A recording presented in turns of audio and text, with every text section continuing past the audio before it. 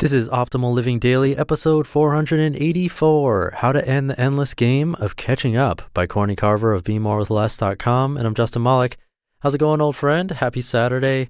Welcome to the podcast where I simply narrate blogs for you, so you don't have to find time looking for them or sitting down and staring at a screen for more hours in a day.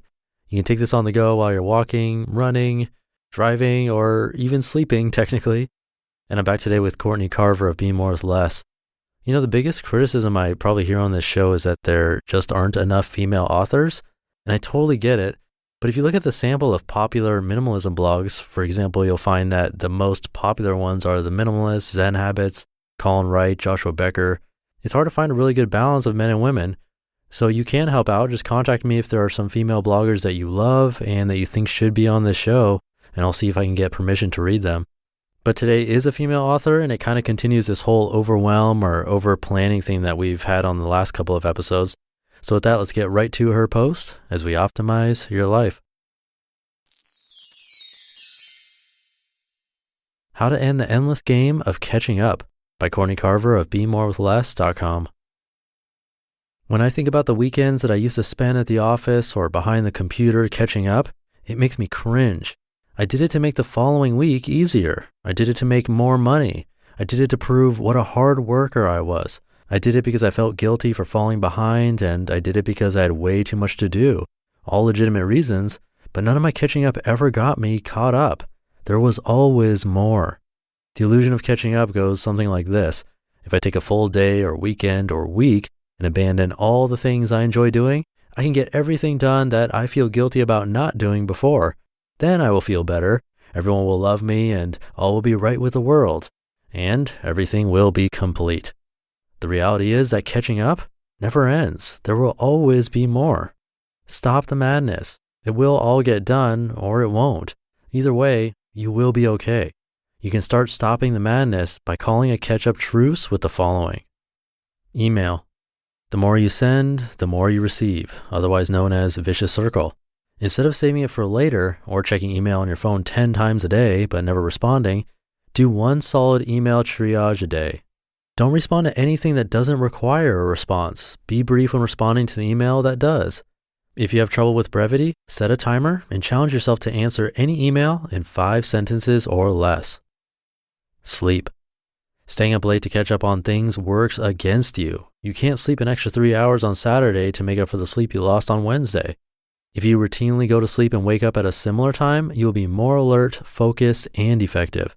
After a week of jet lag, I understand how sleep loss can affect your day-to-day activities. Sacrificing sleep and compromising other health habits to catch up will put you further behind when you don't have the energy you need for your work and life. The news. If you haven't read the paper or watched the news in days, you don't need a CNN binge to catch up. There's rarely anything new about the news. All you can expect is more hype, stress, and fear. Breaking news is broken.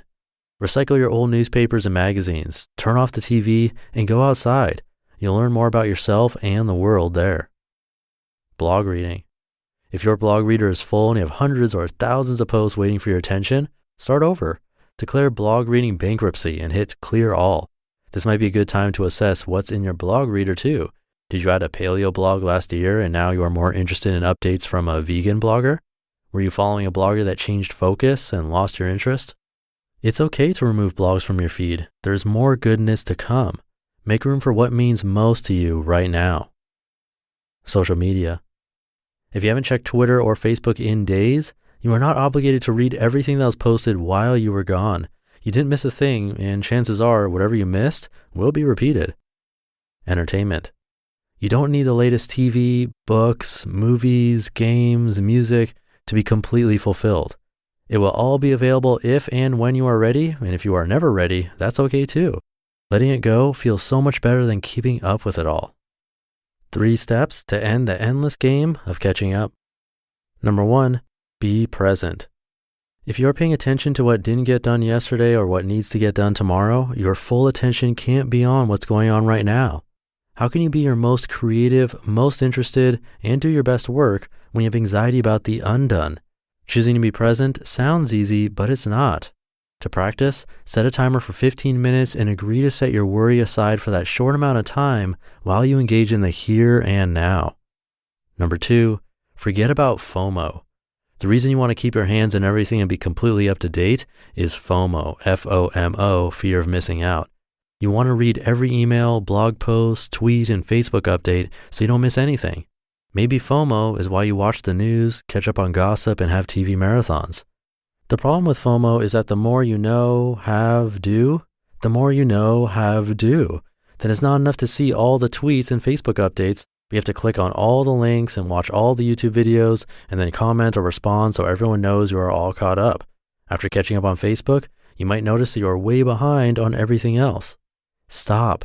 You won't miss a thing and you will enjoy what you know, have, and do even more. Number 3, less. All of these strategies may help you curb the catching up, but none of it will matter if you don't recognize why you have to spend so much time catching up and why you always feel like you are falling behind. The answer is simple. It's too much. The remedy? Less. Own less. Do less. The road from too much to much less is not always easy, but necessary for your health, relationships, and happiness. If you don't have time to keep up, you definitely don't have time to catch up. Instead, let go and start fresh. That might mean declaring email or blog reader bankruptcy, being wildly uninformed for a while, addressing your fear of missing out, and will most certainly mean letting go. Above all, by ending the game of catching up, you may discover that you already have everything you need. The secret to having it all is recognizing that you already do. You just listened to the post titled How to End the Endless Game of Catching Up by Courtney Carver of BeMoreWithLess.com. And again, if you know of more female authors, send them my way. You can find me at oldpodcast.com. That is the biggest criticism I see, and I totally get it. And speaking of criticism, one thing that I don't think I've ever done right here on the show is simply ask you for a rating and review in iTunes. Or if you're using the standard podcast app that comes on an iPhone or iPad, you can leave a review in there too. This show, believe it or not, has been listened to over 6 million times, mostly from iTunes and Apple devices, and I have only 600 or so reviews in the US. I think we can do better than that. Maybe it's because I've never gone out of my way to simply ask you for a rating and review. So I'll ask now, and let's see if that number increases over the weekend. It can take a couple of days to register in iTunes, so I'll check again like mid next week and see. I'd really like to get to 1,000 reviews in the US. That'd be awesome.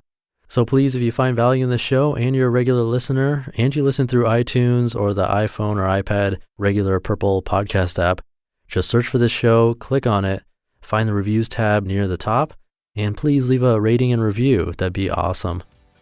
I hope you have a great Saturday and weekend. I have a wedding to go to. Thank you for being here, and I will see you tomorrow where your optimal life awaits. Hey, this is Dan from the Optimal Finance Daily podcast, which is a lot like this show, except more focused on personal finance. Justin handpicks the best posts he can find from blogs and authors like Ramit Sethi, Mr. Money Mustache, and more, and I read them to you 5 days a week. So if you enjoy this podcast, come on over and subscribe to Optimal Finance Daily too. And together, we'll optimize your financial life. You've been listening to Optimal Living Daily. Be sure to hit the subscribe button to stay up to date on each new episode and head to oldpodcast.com. That's OLDpodcast.com for a free gift as well as more actionable tips and resources to help you maximize your potential. Thanks for joining us, and remember, your optimal life awaits.